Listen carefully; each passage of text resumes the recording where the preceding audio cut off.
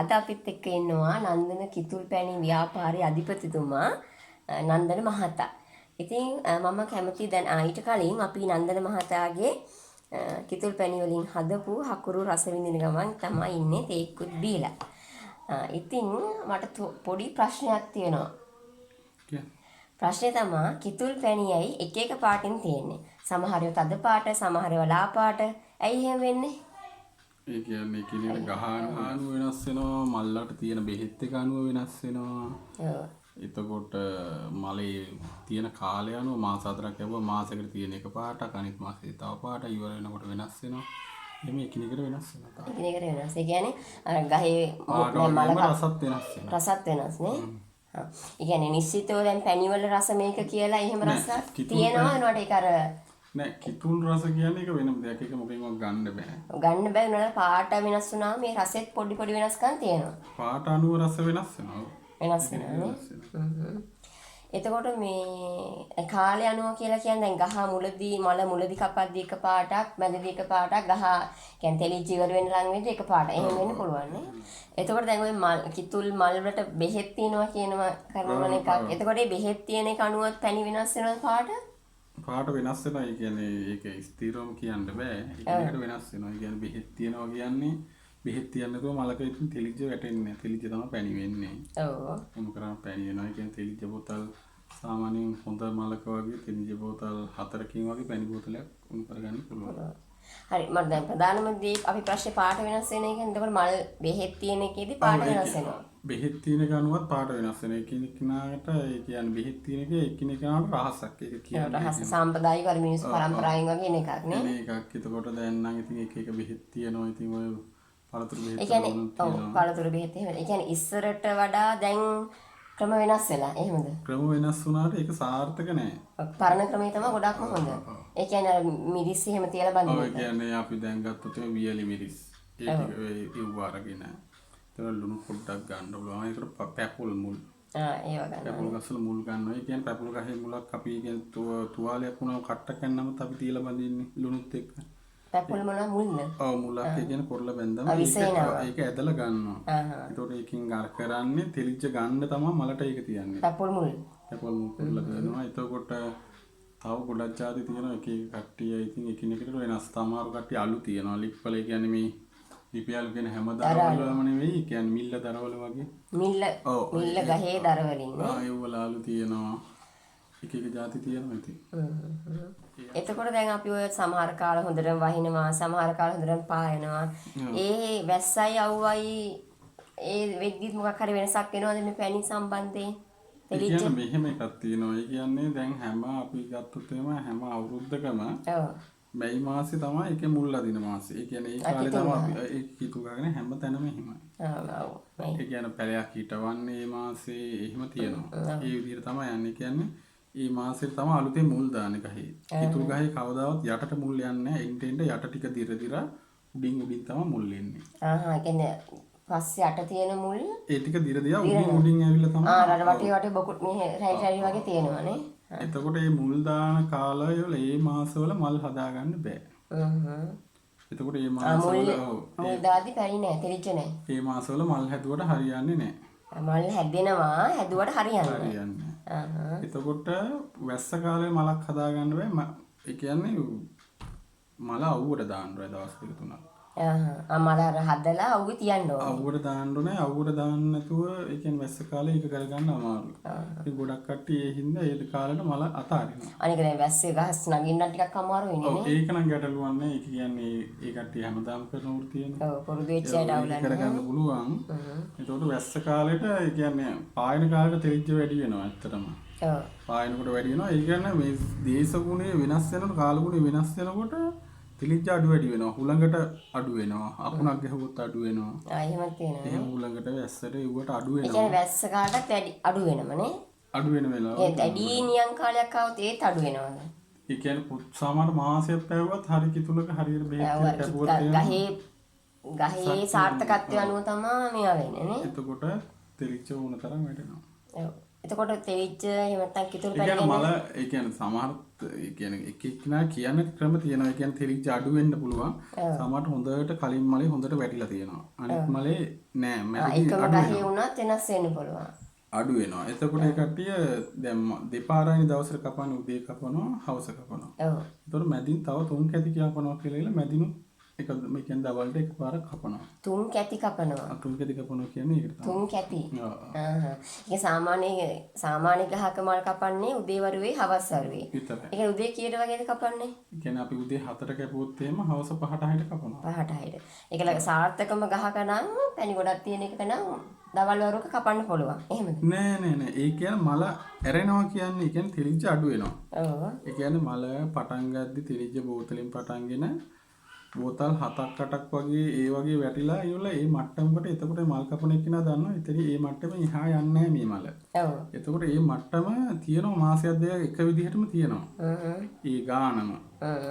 බෝතල් 8ක් නම් ඒ ගානම තියෙනවා. ඒක අඩු වැඩි වෙනවනේ ඔය කාලගුණික දේ අනුව හරි ගහේ ප්‍රශ්නයක් ඉඳලා හරි කපන එක අත්මාරු වුණත් එහෙම වෙනවා. ඒ කියන්නේ අත්මාරු වෙනවා කියන්නේ දැන් එයා කොහේ හරි ගමනක් ගියොත් වෙන එක්කෙනෙක් කැපුවා. වැඩක් තිබ්බොත් වෙන කෙනෙක්ට. වෙන කෙනෙක් කැපුවත් ඒක ඒ විදිහට වුණා අත්මාරු වුණාම තෙලිච්ච අඩු වෙනවා. අත්මාරු නිසා තෙලිච්ච වෙනස් වෙනවා. කියන අත්මාරු කියන්නේ අර වෙන බලපෑමක් නෙමෙයි. ඒ කියන්නේ අතේ කපද්දී එයාගේ හුරුවනේ හුරුව.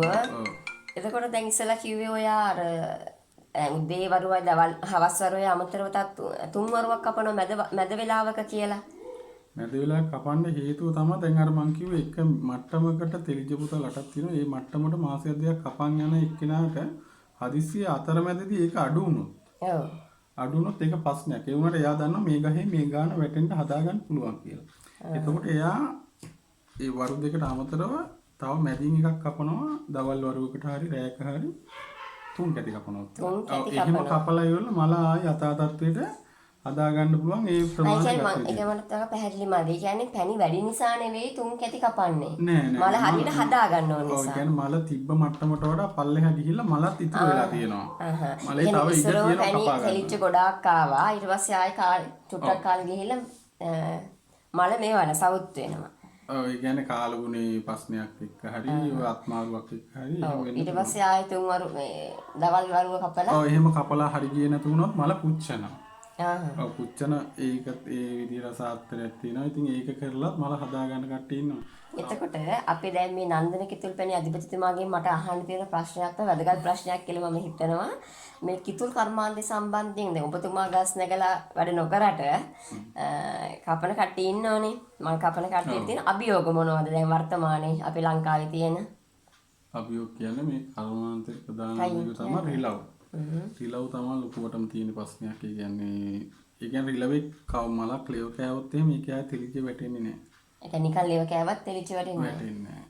ඒ තරම් මේකක් තියෙනවා. ඒකට තෙලිච්ච බොනවා වාසියට දාලා. ඉතින් දැල් දැම්මත් මොනවද දැම්මත් රිලව්ගේ ප්‍රශ්නේ නම් තියෙනවා ඉතින්. රිලව් විතරක් නෙමෙයිනේ. තව සත්තු ඒ වෙන සත්තුගෙන ලොකුවට හානියක් නැහැ. දඬුලේ නෑම හානි කරනවද? දඬුලේ නැහැ. එහෙම ලොකු හානියක් වෙන්නේ නැහැ. රිලව් විතරයිනේ. තමයි ලොකුම ප්‍රශ්නේ තියෙන්නේ. එතකොට ඒ වගේම තමයි අපි ගොඩක් දන්නවා දැන් අපි මේ පැණි රස කර පැණි හකුරු කෑවට ගොඩක් මිනිස්සු ගාන ආපමත් හූල් වෙනවනේ පැණි බෝතලයක් මේ ගාන කියපුවා මිනිස්සු පුදුම වෙනවා. ඒ ඇත්තට මෙහෙම නෑ. ඒ කියන්නේ හරි අභියෝගයෙන් ලක් වෙලා තමයි කිතුල් තෙලිච්ච කපන තැන ඉඳලා කිතුල් පැණි ටිකක් හකුරු ටිකක් එන තැනට එනකන් ලොකු ක්‍රියාදාමයක් තියෙනවා. ඒ මිනිස්සු ලොකු අභියෝග වලට මුහුණ දීලා තියෙනවා. ඉතින් ඒ වගේම තමයි අපි ගොඩක් ඔය නිවුස් කියන්නේ ගමේ අපි ඉන්නකොට ආරංචි වෙනවා. ගොඩක් මිනිස්සු මේ කිතුල් ගස් වලින් වැටිලා ජීවිත කාටම ආබාධ වෙනවා. එහෙම නැත්නම් මිය යනවා. ඉතින් මේ සම්බන්ධයෙන් මොකක්ද කියන්න තියෙන්නේ?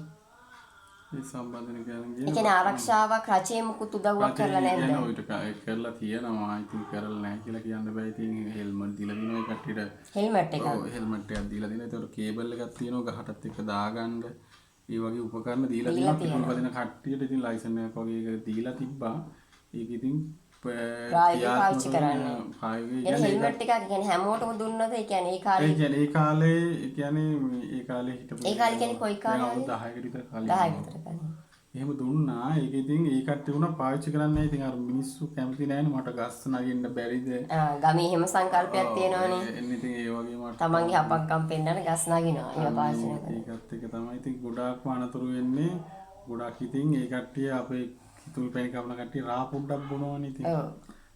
බීලත් ඉතින් ගහේ නැංගම ඉතින් පොන්න කාබා ඒ වගේ දේවල් තියෙනවා.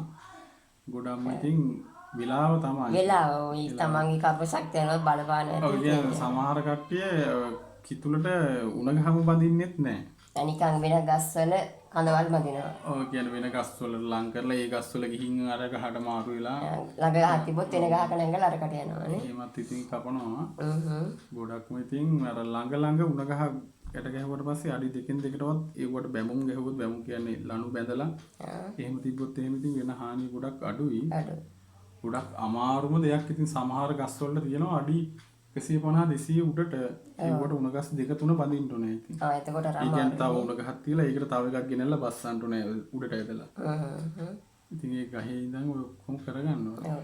ලේසි නෑ කියන්නේ. ඉතින් ඒකල්ලා ඒගොල්ලෝ තෙලිජ්ජ බෝතල් 5කින් 6කින් එක පැණි බෝතලයක් කුණු කරන්නේ. තෙලිජ්ජ බෝතල් 5ක් 6ක් යනවා එක පැණි බෝතලයකට. ඔව් අඩුම තරමේ උඩරිම හොඳටම තෙලිජ්ජ වටනොත් ඒ කියන්නේ හරි ක්වොලිටියට මේ කියන්නේ ක්වොලිටි කියන්නේ ඒ කියන්නේ ගහේ තියෙන මේක අනුව තමයි. එතකොට තෙලිජ්ජ බෝතල් 4න් පැණි බෝතලේ උණු කරන්න පුළුවන් ගසුත් තියෙනවා. ගහේ 10 12 15 යන ගසුත් තියෙනවා. ඒක අර මල බෙහෙත් තියෙන එකත් එක්ක වෙනවා ගහේ ශක්තිය අනුවත් වෙනවා. එතකොට මේ එහෙම කරලා ඉවල ඒක උණු කරගන්න පැණි බෝතලයක් කරගන්න බෝතල් 5ක්වත් අඩුම ඕනේ. ඉතින් ඒකට එහෙම තෙලිච්ච බෝතල් 5ක් දාලා තෝක පැණි බෝතලයක් කරගන්න පැය දෙකක් විතර යනවා. ඒ මොනවාස ඒක කපාගෙන ගේන්න ඕනේ. එනල්ල ඒක දරයි දාලා දහණය කළා ඒක ටික් කරලා උණු කරලා තමයි ගේන්නේ කඩේකට වෙලෙන්. ඒ කියන්නේ මේ දැන් ගොඩක් වෙලාවට ඉතින් මේ ගම්වල දරණේ පාවිච්චි වෙන්නේ ගෑස්වත් මුකුත් එහෙම පහසුකම් නැහැනේ. ඉතින් අතරම රජයෙන් ඒ වගේ උදව්වක් දෙනවා නම් හොඳයි කියලා හිතනවානේ. ඒ කියන්නේ ගෑස්වත් හරියන්නේ. ඒ කියන්නේ ඒක ගෑස් එකකින් කරන්න පුළුවන් දෙයක් නෙවෙයි. සමහරට තෙලිච්ච කියන්නේ පැණි උණු කරනවා කියන්නේ කලාවක්. නෑ ඒ කියන්නේ බෝල් විගන් ලීටර් 20ක් 30ක් තිබ්බත් ඒක උණුවේ කරලා ඉවර කරගන්නවා කියන එක ගින්දර අඩු වැඩි වෙනවා. එතකොට ඒක කර වෙන්නේ පදමට තමයි ඒක රත් වෙන්නේ. ඒක හැඳි ගන්න ඕනේ දහණය වෙන එක වැඩි කරගන්න. ගෑස් එකේ අමාරුයි. ගෑස් එකේ කරනවා කියන්නේ ඒක පාඩුයි ඇත්තට. ඔය තමයි පාඩුයි. ඒ උනානේ එහෙම තිබ්බනම් කරගන්න. ඒක හරියන්නේ. ඒක හරියන්නේ. ඒකට හොඳ විකල්පයක් තමයි ඉතින් තාච්චි වගේ දෙන්න උන ඉක්මනට නිකන් රත් වෙනවා වගේ. අල්මිනියම් වගේ තාච්චි මොනවා හරි සුදුකඩ වලින් හරි ඒ වගේ ලොකු තාච්චි හරිය අනම්මනම් ඒ වගේ දෙයක් කරොත් තමයි ඉතින් හොඳ. එතකොට දැන් මම ඔයාගෙන් අහන්න යන්නේ වටිනාම ප්‍රශ්නයක්. හොඳ ක්වොලිටි කිතුල් පැණි අඳුරගන්නේ කොහොමද? ඒක කියන්න පුළුවන්. ඒ කියන්නේ මේක මෙහෙමයි. ඒ කියන්නේ හයියෙන් කියන්නේ. ඔය කියන්නේ මේක මෙහෙමයි කියන්නේ ඉස්සෙල්ලාම මගේ අම්මා තමයි මේක කරේ. ඒ කියන්නේ අම්මා තමගේ ජොබ් එක කරන ගමන් ඒ කාලේ. ඔව් ඒක කරන ගමන් ඒ කාලේ දැන් අපිට ඔයාට පැණි නැහැනේ ගෙදර කිතුල් නැහැනේ. ඒ කාලේ තිබ්බනේ.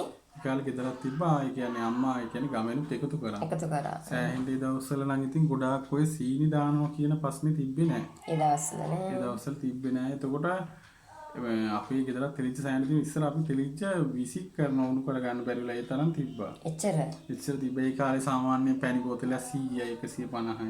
ඒ කාලේ කියන්නේ ලොකු කාලෙකුත් නෙමෙයි. කාලේ දැන් අවුරුදු 15ක් කියලා හිතන්න. අපි චූටි කාලේ වගේ නේ. 15ක් වගේ ඒ කාලේ ඒ වගේ තමයි තිබ්බේ. එතකොට අම්මා එකතු කරන්න යනවා පැණි. එකතු කරන්න යනවා අම්මා ගන්න ගෙවල් වලින් අම්මා ජොබ් එක කරලා එන අතරේ අපිත් එකතු කරලා ගෙනත් දෙනවා.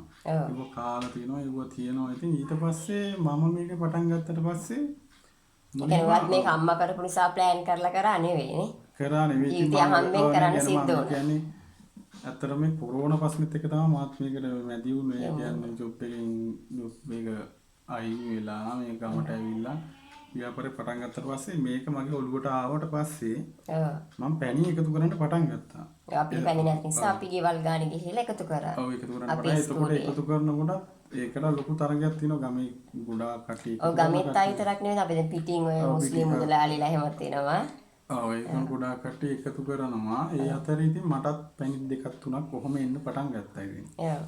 ඒ මගේ කියන්නේ ඇත්තටම හිතවත්කමට කට්ටිය උඹ මොකක් හරි කරගන්න කියලා මිනිස්සු උදව් කරන අරමුණෙන් කරන අය ඉන්නවා. ගම්වල තාමත් ඉන්න ඒවා හිතවන මිනිස්සු.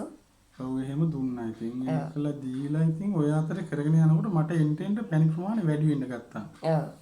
කට්ටිය ගෙනත් දෙන්න බලන්න මොකද මම අනිත් කට්ටිය පැණි එකතු කරගන්න මං ඉතින් අර වෙන කට්ටිය හැමෝම ව්‍යාපාර කරන කට්ටිය වගේ කරනවා වගේ මම පොඩ්ඩක් මිල වැඩි කරා. එකතු කරන මිල. ඔව්. මිල වැඩි කරා. ඉතින් අපි ඇත්තට මේ වීඩියෝ එක කරේ අපේ විනෝදෙට. ඒ වුණාට මේකේ වැදගත් දේවල් තියෙනවා කියලා හිතුන නිසා තමයි YouTube එකට දැම්මේ. ඉතින් ආයෙත් දවසක මේ වීඩියෝ එකේ දෙවෙනි කොටසක් අරගෙන එන්නම්. අපේ වීඩියෝ එක ගැන මොකද හිතෙන්නේ කියලා කමෙන්ට් එකක් දාන්නකෝ.